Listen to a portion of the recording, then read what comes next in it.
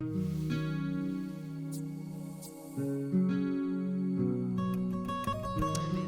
parce qu'on sait très bien qu'aller à la retraite, c'est prendre conscience qu'on a 2000 heures à occuper dans une année. C'est 2000 heures. Alors, 2000 heures à occuper. On peut dire j'aime cuisiner, mais je cuisinerai pas pendant 2000 heures non plus.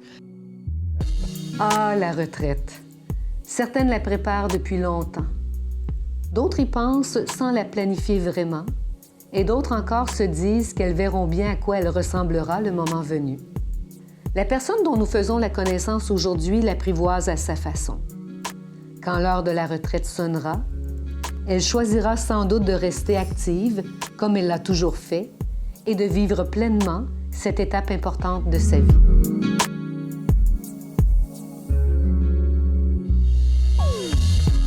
Son âme d'artiste l'a accompagnée durant toute sa carrière d'enseignante et elle continue de teinter de belle façon sa retraite. Aujourd'hui, je suis en compagnie de Louise Champagne. Louise, bonjour. Bonjour. Et merci d'avoir accepté de venir faire un brin de jasette avec moi aujourd'hui par cette belle journée. Vous avez une âme d'artiste, mais votre parcours professionnel a été dans le domaine de l'enseignement. Pendant 33 ans, vous avez été enseignante à l'école Jésus-Marie auprès d'adolescents. Vous avez enseigné l'anglais langue seconde. Comment ça a été? Quels sont les souvenirs que vous gardez de cette longue partie de votre vie? Moi, j'ai adoré enseigner. J'étais de celles qui carburaient à créer de nouvelles activités, des nouvelles expériences. Je voulais que les jeunes aiment les cours, j'aimais pas la routine. J'espérais tout le temps amener une petite touche de nouveauté, soit par des projets, soit par une nouvelle façon de faire. Mais mon objectif, c'était de pas que moi, je m'ennuie pas puis que les élèves s'ennuient pas. C'était un petit peu mon idée de base. Fait que pour y arriver, j'y allais par la créativité. Je sortais du cadre, là. On vous laissait cette latitude-là. Oui. Ça veut dire que votre côté créateur pouvait s'exprimer de toutes sortes de façons. Donc, l'anglais était bien sûr le fil conducteur de vos cours, mais c'était pas d'une façon juste didactique, régulière, Non. standard. Non. Ouais, il y avait de la place à de la spontanéité, à ce que les jeunes voulaient, à ce qui les intéressait. Exactement. Mais il restait que l'objectif, pour moi, c'était de me dire, est-ce que les jeunes ont aimé le cours? Est-ce qu'ils ont appris quelque chose? Puis est-ce qu'ils avaient l'impression de subir ou d'être passifs ou ils pouvaient être actifs? Puis dans tout ça, mon choix d'activité, c'était le fil conducteur que j'avais derrière la tête, d'amener cette nouveauté-là, sortir du cadre, sortir des sentiers battus, si on veut. Ça vous amenait à vous renouveler sans cesse. Oui. Et pendant 33 ans, c'est un peu plus de 3 décennies. Oui. Alors, vous en avez vu des jeunes, Oui. vous avez vu, j'imagine, des changements de mentalité. Comment est-ce que c'est entre le début d'une jeune enseignante qui arrive et une fin de carrière? Est-ce que vous avez observé des changements importants? Oui. Les changements que j'ai remarqués, surtout, là, faut bien comprendre, j'étais dans une école privée, tenue par des sœurs. Ça fait que quand je suis arrivée, il y avait très peu de professeurs laïcs. Donc, ils nous ont transmis un peu leur façon de faire, leur façon de voir les choses. Puis la plus grande différence que je voyais, c'est au niveau du comportement des jeunes. Il y avait beaucoup de... Entre le début, les jeunes avaient peur de l'autorité. Puis à la fin, les jeunes n'avaient pas peur de l'autorité. Un autre changement que j'ai remarqué, c'est par rapport au taux de rétention de l'information puis de l'attention. Dans les dernières années, ce qu'on lisait dans les informations, puis on s'en rendait compte dans les classes, c'est que c'était de 30 secondes avant qu'un jeune décroche. Alors, ça veut dire que pour un prof, on n'est pas des stand-up comics, puis on n'est pas des clowns, puis on n'est pas... À un moment donné, il fallait trouver toutes sortes de manières pour les garder intéressés, parce que naturellement, dans l'attention des jeunes, il y a eu une diminution importante qui est attribuée en bonne partie aux nouvelles technologies. Alors, je trouvais, moi, que ça faisait un changement là, dans leur comportement, si on veut. Alors, et c'est des changements quand même majeurs. J'ai l'impression Oui. que ça a un impact, bien sûr, dans la vie du jeune, mais dans Oui. la vie de vous comme enseignante. Oui. parce que vous avez beau être créative, mais il y a des limites aussi à ce qu'on peut faire pour retenir l'attention Oui. des jeunes. Oui, puis il reste aussi que nous autres, on est là pour enseigner. On n'est pas là pour faire un spectacle au départ. On est là pour enseigner, donc on a des choses à passer. On a un objectif en début de chaque cours qu'on veut atteindre. Mais pour ça, il faut que les jeunes collaborent aussi. Il faut qu'on essaie... Moi, j'étais considérée comme un professeur qui était rigoureuse, qui leur demandait beaucoup. J'étais exigeante dans mes attentes, mais je le suis envers moi-même aussi. Fait que c'était un petit peu pour ça que j'ai été en donnée, si on veut. Alors, votre côté exigeant, c'est bien jumelé à votre côté créatif. Oui. Et vous a accompagné aussi dans une carrière parallèle que vous avez développée pendant vos années d'enseignement parce que vous êtes artiste peintre. Exactement. Quand j'ai commencé à faire de la peinture comme hobby, mon Dieu, j'avais peut-être 27, 28 ans, par plaisir. Puis, j'ai jamais lâché. J'en ai tout le temps fait. Tranquillement, pas vite, je faisais une petite exposition. J'en faisais pour moi. Puis, je trouvais de l'intérêt à faire ça. Donc, dans les années 92, 93, j'ai suivi un certificat en art pour me sentir assez forte pour peut-être un jour l'enseigner. Mais je continuais ma carrière en parallèle. Alors, j'ai toujours apprécié les arts, j'ai toujours apprécié la culture, mais j'aimais pouvoir transmettre. Alors, j'ai fait des choses pour moi, ma carrière d'artiste peintre pour présenter, mais j'ai aussi l'artiste peintre qui est devenue également enseignante aussi en arts plastiques.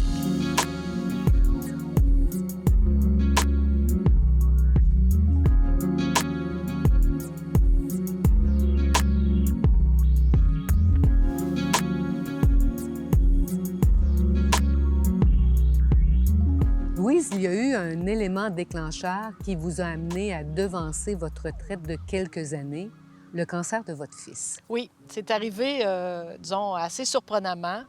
Mon garçon avait 27 ans à l'époque, puis il a été diagnostiqué avec un cancer qui, heureusement, est guéri maintenant. Il n'y a pas eu de mauvaise conclusion, si on veut. Mais tout ça, ça nous a amené à se questionner sur la part du travail par rapport à notre vie personnelle. C'est ce qui a fait qu'après le cancer de François, j'ai pris une pause de 3 mois. Je me suis arrêtée parce que j'étais vraiment épuisée. Et là, j'ai recommencé une autre année scolaire avec un 43 de tâches. Donc, une semi-retraite à ce moment-là, Une Louise. semi-retraite pour faire le point. Parce qu'en principe, il me restait 2 ans après ça. Puis là, j'ai dit, bon, je vais réessayer, je vais voir l'énergie que j'ai, je vais voir si je suis en mesure de recommencer comme avant ou si on va faire des changements. Puis à la suite de cette année-là, j'ai comme fait, non, j'ai donné, maintenant c'est le temps de m'occuper de moi, puis c'est le temps de m'occuper de la famille, mes parents vieillissaient, ça fait que j'étais prête. J'ai pris un 9 mois, là. Cette transition-là, cette année scolaire-là a été suffisante pour me permettre de prendre une décision éclairée. Je pense que si tout le monde pouvait l'essayer, ce serait bien d'avoir un temps d'essai de 6 mois. Est-ce que j'aime vraiment ça ou est-ce que je suis pas prêt? Parce qu'il y a des gens qui sont pas prêts à aller à la retraite, ils ont rien d'autre. Ce que j'entends, c'est qu'il y a eu des mesures préventives Oui. De votre santé. Donc, avant que la santé flanche, Oui. avant que la joie qui vous a habité pendant toutes ces années d'enseignement-là disparaisse, vous avez choisi d'y aller à la semi-retraite. Et après ça, de dire, bien, je pense que, oui, j'ai fait le tour du jardin. Oui. Je pense que je suis mûre pour apprivoiser cette autre étape de ma vie. Oui, parce qu'on sait très bien qu'aller à la retraite, c'est prendre conscience qu'on a 2000 heures à occuper dans une année. Ah oui, c'est 2000 bon. heures. 2000 Alors, heures. 2000 heures à occuper. On peut dire j'aime cuisiner, mais je cuisinerai pas pendant 2000 heures non plus. Ça fait qu'il faut se trouver quelque chose. Il faut avoir un centre d'intérêt qui va nous combler selon l'énergie qu'on a à mettre aussi. Mais il faut penser à ça, qu'on a du temps qui nous appartient après. Là. On en fait ce qu'on veut de notre temps de retraite, là, si la santé est là, évidemment. Là. Et au tout début de votre retraite, il y a eu un projet qui vous a demandé du temps, de l'énergie, dans lequel vous avez investi votre cœur aussi. Vous avez participé à un projet d'aide humanitaire en Équateur. Oui. J'imagine quelle expérience de vie que ça a pu être Écoutez, en ayant travaillé avec les Sœurs Jésus-Marie, ils ont des institutions un peu partout dans le monde. Je pense qu'ils sont dans 28 pays. Puis, Sœur Diane Fortier, elle a été missionnaire toute sa vie. Donc, elle, ce qu'elle a dit, c'est « Moi, je voudrais partir avec un petit groupe select, les gens que je connais bien, que je choisis, puis vous allez venir m'accompagner là-bas. On va construire des toilettes pour 16 familles. » Ces gens-là, au départ, creusent dans le sable pour faire leurs besoins, puis c'était leur système sanitaire à eux. C'était des besoins dans un petit quartier extrêmement pauvre. Alors ça m'a, mon Dieu, c'est venu tellement me chercher. Ça vous a amené à faire des changements concrets dans votre propre vie Oui. au retour au Québec? Oui. Puis, tu sais, de ne pas être des surconsommateurs, là. Tu sais, nous autres, ici, on est sollicités de partout. Puis, tu sais, je dis pas que j'ai arrêté de consommer complètement, c'est pas ça. Là. Je suis pas tombée dans la simplicité volontaire, mais je me suis plus questionnée face au rapport des riches et des pauvres sur cette planète. On est privilégiés. Puis nous autres, ici, je me rends compte qu'il y a beaucoup d'individualisme. On fait un peu la promotion de l'individualisme. Puis le collectif, il prend son rhume, là. Ça fait que ça, c'est toutes des choses qui m'ont marquée. Puis vraiment une expérience extraordinaire. Alors, l'accueil de l'autre, Oui. les prises de conscience sur votre rapport à la consommation, Oui. mais votre côté artiste a aussi vibré Oui. parce que vous êtes revenu avec un projet de banc de légende. Racontez. Bien, là-bas, on est allé à Quito, on est allé visiter la Mitad del Mundo, qui est un espace qui sépare la Terre en deux, le nord du sud, si on veut.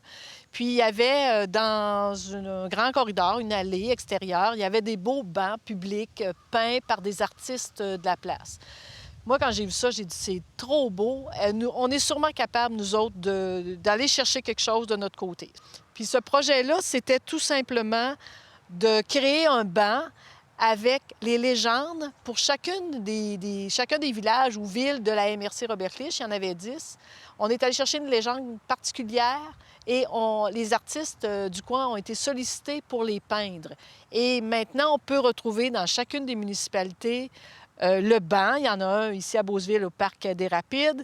Puis moi, dans mon cas, j'ai celui de Saint-Joseph puis celui de Saint-Joseph-des-Érables. Alors, j'ai 2 bancs qui ont été peints par moi à partir de légendes de chacun des endroits. Fait que ça, c'est magique. C'est une trace qu'on laisse, dans le fond, là. Et c'est votre contribution. Oui. Une autre façon de contribuer, c'est que peu de temps après votre retour, bon, il y a eu cette idée, merveilleuse des bancs, mais vous vous êtes mis à enseigner votre art. Oui. Donc, on voit là la combinaison de l'enseignante et l'artiste, et vous donnez des cours d'aquarelle, d'acrylique. C'est ça. Dans un petit studio que vous avez créé ici à la maison. C'est ça, chez moi. Alors, pour contrer l'ennui, parce que je me suis rendu compte que j'avais toujours été très occupée.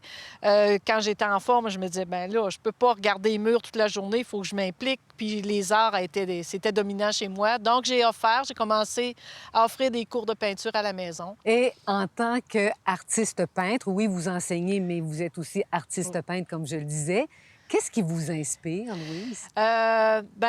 C'est tout part d'une question de ressenti. Alors, j'ai fait du figuratif pendant un bon moment, j'en fais encore, mais faut que ce que j'ai envie de peindre, si c'est figuratif, ça m'émerveille. Je sens une émotion positive, joyeuse ou quelque chose de paisible. Juste faire un petit lien. Quand mon père était très malade, il était très agité, je m'en venais dans mon atelier puis je peignais quelque chose de très calme. C'était comme mon équilibre, c'était thérapeutique. Moi, je vois l'art comme quelque chose d'absolument thérapeutique. C'est une forme d'expression. Absolument, absolument. Hein? Oui. Et en même temps, vous dites bien, ça peut être thérapeutique parce que des fois, ce qu'on n'arrive pas à dire en mots, on peut le dire autrement par le choix justement du médium ou de la couleur. Puis sortez ces choses-là. Je pense que c'est essentiel. Il y en a que c'est dans la musique qui vont le faire, il y en a que c'est par l'écriture. Mais les arts, c'est en soi une thérapie aussi. Alors, il ne faut pas avoir peur d'extérioriser de la façon dont on veut les émotions qu'on ressent.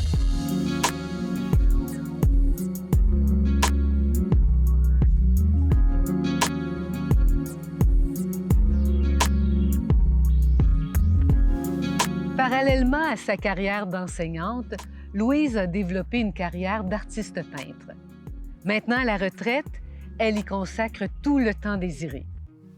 En tant qu'artiste peintre et enseignante, vous allez d'abord à la rencontre de vous et aussi à la rencontre de l'autre.